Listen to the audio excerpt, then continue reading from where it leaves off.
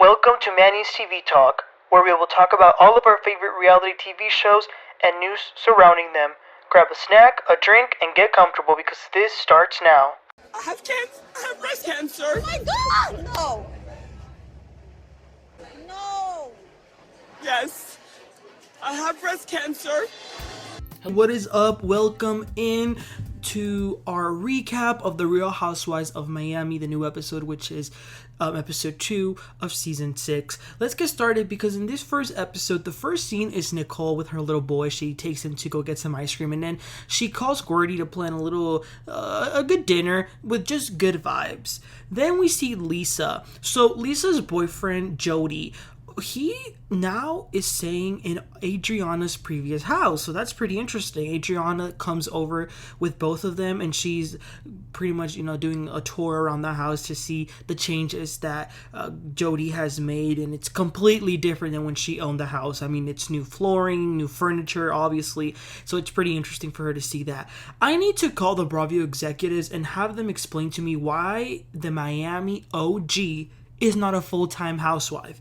I'm sorry, but Adriana deserves to be a full-time housewife. But anyway, Jodi wants Lisa to move in, but because the house is pretty big, but looks like Lisa wants to wait until everything is like completely finished with the divorce before doing that. And listen, maybe she is also being strategic. I'm pretty sure that if Lenny knew that she was staying with this man, he would be even more reluctant to even give her anything at all. Julia also comes to hang with them, and they of course talk to Julia about her going off on Marysol on the last meetup that they all had. And Julia is done with Marysol. She says that Marysol is the one who's always behind everything. She's always stirring the pot. Okay, the next scene is Larsa at the gym, and I think she did the scene at the gym to try and convince us that's how she got her new body. But she invites Kiki and Alexia to work out with, and after a little workout they talk about Alexia's premiere party. They low-key think that Alexia and Todd may be having problems since Todd didn't go, but Alexia assures them that that's not what's happening. He just didn't go because of the tension with Anthony. He didn't want to be uncomfortable. But then Kiki is pretty messy. She tells Alexia some of the things that Adriana told her and Julia about Alexia when they were driving to her house, which was that Alexia thinks she's better than everyone because she married a guy with good money. Of course, Alexia tries to say Adriana is jealous and doesn't want to see her happy. Larsa also talks about Guerdy grabbing her at the end of the party and crying. Now, seeing this, knowing the reason why Guerdy was acting like that is a little bit uncomfortable to see them act and question her, making her seem like she was crazy. But again, I understand that they didn't know at the time. Then they FaceTime Marysol. They didn't invite her because she doesn't like to work out, but Marysol was planning a brunch and she's inviting them, but Julia and Adriana will definitely not be invited. Okay, now remember last week I told y'all they were going to show Marcus a whole lot more this season. It's clear that this is going to be Larsa's storyline, so they're trying to normalize it, but it's always going to be weird to me. But for the sake of the show, let's just talk about this scene. They seem to be enjoying each other's company. They go and have dinner, and they talk about working out, dating. They haven't moved in just yet. She's trying really hard to I found it so funny. She's trying really hard to not come across as a gold digger. And they're also doing a couples podcast together to talk about questions that people may have about their relationship and just dating in general. Then she asks, when do you think... No, actually, she says we should answer in our podcast. When is a good time for you to move from the dating stage to engagement and then to being married? And he got a little bit nervous with that question. He was like, well, I think that's situational, but she wanted an answer. So I think she clearly wants him to propose, but I just don't see them getting married.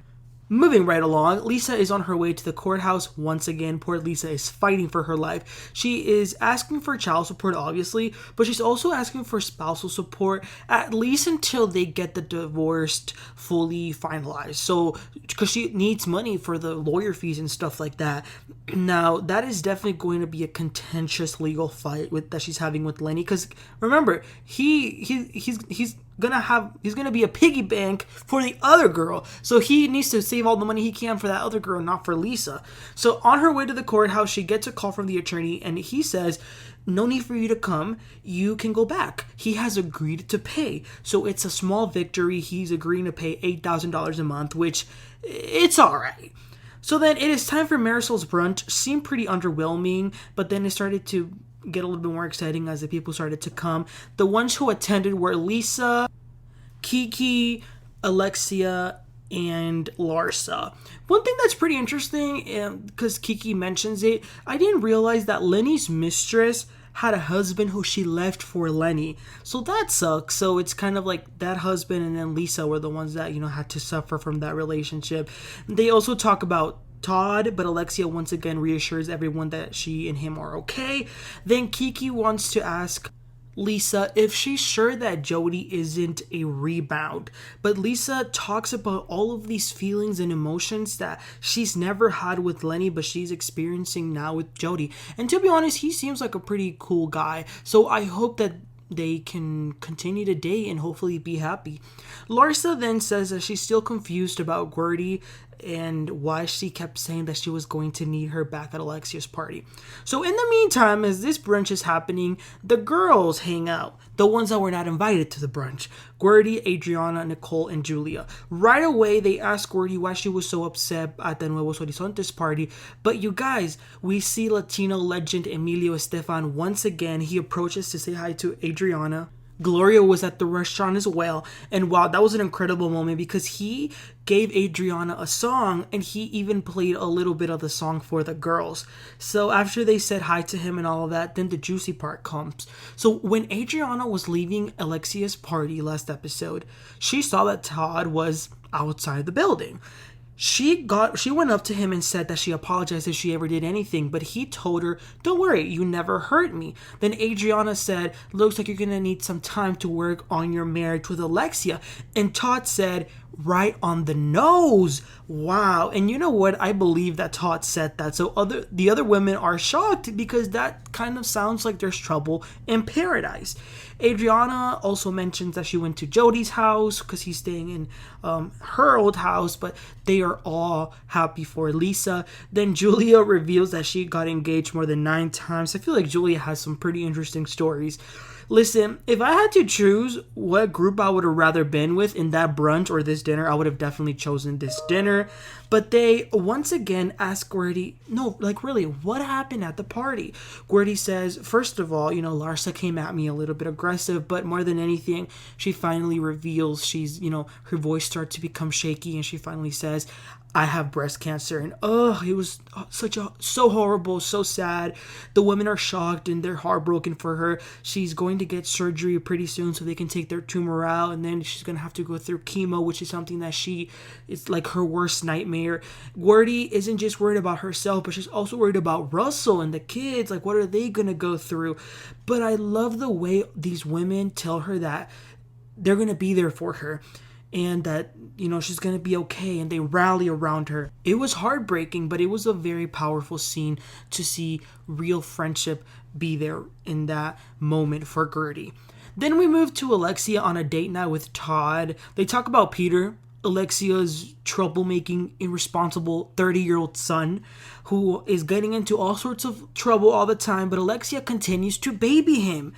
They also mentioned how Todd didn't come to the party, but he was down in the building working out. He says that he just didn't want to be in an uncomfortable situation, which I totally understand. Don't put yourself in uncomfortable situations, but you can tell that deep, deep down, Alexia is hurting. You can see it all over her face. She wants a supportive husband.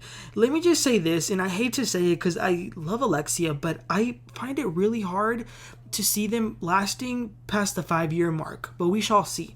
Then the final scene of the episode is Larsa and Guerdy going on a one-on-one lunch to talk about their differences, but this didn't go well because Larsa came in, and before even beginning the conversation, she's putting rules and tells Guerdy, "Don't cry," and she starts to antagonize Guerdy. And I understand that Guerdy was acting different in that party, than what they've seen before, but it was still weird for them to react to her like that. But then as Guerdy is about to share the news, she starts to get emotional and cry, but then Larsa says, "Well, I can start crying too because you hurt my feelings as well." Now again, we know why Guerdy's crying, so it's come across so insensitive and wrong and rude. So since Larsa starts to diminish and dismiss Guerdy by saying that, Guerdy says, nope, we're done. And she leaves, which is so sad. Like, can you imagine going in and trying to tell someone about a diagnosis that you got, but then they're playing the victim and they're making you the bad guy? I felt horrible for Guerdy. But that was the end of the episode. You guys, what did you think of this episode? What did you think about Guerdy sharing her diagnosis with the group? Do you think that what Adriana said is true? Do you think there could possibly be some trouble in paradise for Todd and Alexia?